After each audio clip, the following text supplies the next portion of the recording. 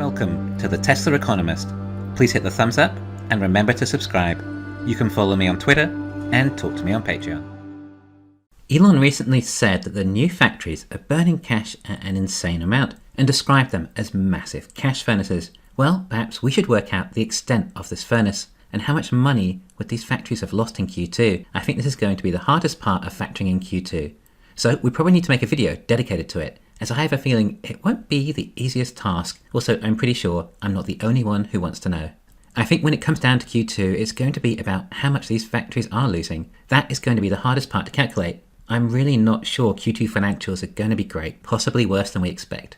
I thought I could make some attempts to work out how much these factories are losing and see if it can give us a rough idea of financials, so we prepare ourselves for any potential shocks when Q2 is announced. I've tried to think of ways of calculating this and what I need to factor in, and I think what might help the most will be to see how much previous factories have cost in the past whilst ramping up, and see if that can give us an idea. Firstly, I created a table of what happened to the finances when Tesla finally started delivering the Model 3 from Fremont. Now remember, this was already a fully functioning factory with the S and X lines. Tesla just expanded it to also contain the Model 3 line. The line opened on July the 7th, 2017, basically the start of Q3, and it produced a total of 220 units. In other words, that's almost the entire quarter with just about no deliveries. Actually a very useful event for what we're trying to calculate. In this Q3, Tesla delivered 26,000 S and X's. Now in the Q1, they did a very similar number at around 25,500 units. The revenue was also similar to Q3. I think this could be a great 2 quarters to compare the difference. The quarter saw an extra cost of $268 million when adding the Model 3 line. Given that there were only 220 Model 3s produced out of that, this was pretty much entirely the cost of running the line at low production speed. The additional cost of $268 million does include 500 more S and X's, so it's probably closer to $250 million.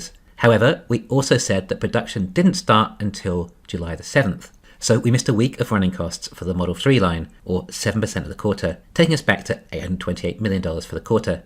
If Tesla's extra Model 3 line cost $280 million a quarter to run, that is total, all the extra staff, power, and all associated costs. But we would hope, think, and expect that the new refined line with perhaps about 800 displaced robots, well, it might cost a little less to run and need less labour per vehicle, not to mention the saved floor space. Therefore, I would guess, going by this, that the total is around $150 million a quarter to keep Texas running, due to fewer production processes. Remember that the new line removes about 600 robots since the old Fremont process, at least just due to the front and rear castings, likely many other improved efficiencies since then, including structural battery pack, which saved a lot of robots too, except we're going to be producing some 2170 non-structural packs as well. In fact, even when Tesla constructed their new Model 3 line in a tent in Fremont, that would have been a big improvement from what they had before.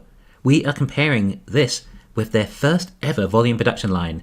In fact, the very line that became the infamous production hell. Right, on to Shanghai. They had 2 factories open up there. Perhaps we can try and get some insight on their running costs too, when they were ramping. Let's review these to try and get a further indication of what the cost of these new facilities might be. Shanghai built 2 factories, a Model 3 and then later a Model Y. These were known as Phase 1 and Phase 2, with a recently announced Phase 3 coming soon. The new Shanghai Model 3 factory was not using any front or rear castings either, but we'll start with that and see if we can work out what the additional cost of running that new facility was. The facility opened on 24th of October 2019, therefore we should examine the financials similar to what we did for the Model 3 in Fremont to see if we can get any idea of the additional cost Shanghai added. Also, to add to further complexity here, Tesla opened up the Model Y line in Q1 2020, but not until towards the end of the quarter. But obviously need to bear that in mind. Look, we're not going to get 100% accurate numbers. We're fishing around for ballparks and trying to shrink the size of the ballpark as much as possible. Most people like to try and guess numbers in these scenarios and say whatever just feels right in their heads. I like to try and think of potential calculations we can use instead. After attempting several ways of trying to work this out, I decided to compare the previous quarter and try and do what I could to adjust for the discrepancy in deliveries. But at the same time, in Fremont, Tesla was replacing some Model 3 production with Model Y, resulting in lost Model 3 production time in Fremont. Due to all of that, the variables were too arbitrary to get any idea outside of the noise. I could have easily played around with some numbers and get it to fit in with what we want, but I'm looking for clear signals. Although I guess if the number had been particularly large, then it may have been more noticeable. And obviously the other one to look into would be the Model Y Shanghai opening, and see what difference that may make to the financials. The production for Model Y started at the end of Q4 2020. This was a completely new fab, not just an additional line, so let's try and estimate its additional running costs. Of course, if you recall though, this was a time when Tesla had just closed down the S and X lines to add to the complexity. When we look at this, the cost is even less for the quarter opening the Model Y Shanghai production.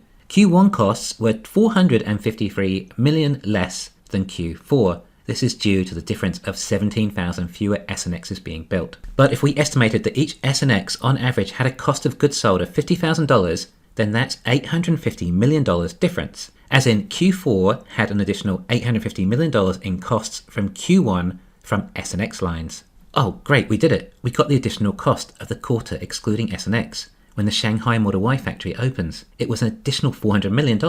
Is that what this new factory cost extra to run then? No, as Q1 also produced 21,000 additional 3s and Ys, so we need to do the opposite of what we just did for the S and X. We need to adjust the additional costs. Now, although we use $50,000 on the average cost of the S and X that we are removing, well, that's because Tesla completely shut down those lines. In this scenario, we're not shutting down the lines, more trying to identify the incremental cost of an additional unit rather than the average cost of a unit. Again, because we have the cost of running the factory, which is what we're trying to calculate. Therefore, I'm going to use $20,000 as an average incremental cost for an additional 3 or Y. That has given us an additional cost of $423 million for 3s and Ys in Q1 over Q4. When we add that to our adjusted difference between the quarters, then it comes in that this factory costs negative $26 million. Now, I can use any numbers I want here to get any results I want. I've chosen to use the ones that I think are the most accurate because I want the most accurate result. But my answer is clearly incorrect. The new Model Y Shanghai factory did not cost negative $26 million a quarter to run. Of course, there are so many moving parts in any Tesla quarter, but the thing is, I still calculated a number. And I know it can't be too far from the standard deviation of the real number. Judging by that, I think it must be close to $100 million to run the Model Y Shanghai factory for a quarter. Now costs are much lower in China than Texas, especially labor of course, and that will play a part, and might mean that Texas is more expensive to run in that area. But put it this way, if these factories were costing $1 billion a quarter or so to run, then we would have known. I guess I'm saying it's really unlikely that the new factories are losing billions, as Elon put it. Alright, I don't know if you can tell, but that was getting a little monotonous, researching all those numbers. But numbers are great, they don't lie, and I think I have likely given us a range of about $100 to $150 million in costs for the quarter to run Texas. When I run these models, I like to try and see if we can run it through other scenarios and get feedback to make sure we are in the same ballpark. So rather than estimating through looking at the financials, we will try and calculate what might actually be the running costs of these factories and see how close our estimates are. Now, although Elon says these factories are burning an insane amount of cash, that doesn't mean it's all reflected in Q2, and by the sounds of it, he may even be factoring construction costs. Anyway, for Texas, I think we only need to take a proportion of their factory as actual cost of goods sold this quarter. The 4680 cells and battery packs in the Austin Model Ys, they all use cells coming from Cato Road. That would mean that the costs of the Texas 4680 line are still coming under CapEx. However, we now include Cato Road under cost of goods sold, as they were supplying the cells that were used. Alright, let's also cross-check with employees to see if we're in some sort of ballpark or haven't overshot in some way. Elon says 10,000 employees are needed for Giga Texas in 2022. I would guess that not all those positions are yet filled nor required. This was also a year ago, likely when things were expected to progress faster than by now. And remember, Elon said employees at Giga Texas, not employees on the Model Y production line in Texas. What's the difference? A lot of the Texas employees are working for Tesla HQ, which is located there. Those labor costs come under SG&A, but I'm admittedly going to guess it's 5,000 employees. The average auto worker makes $66,000 a year. Let's round up the total cost of worker for Tesla to as high as $100,000. Remember, I said cost, not salary. However, this is just for a quarter.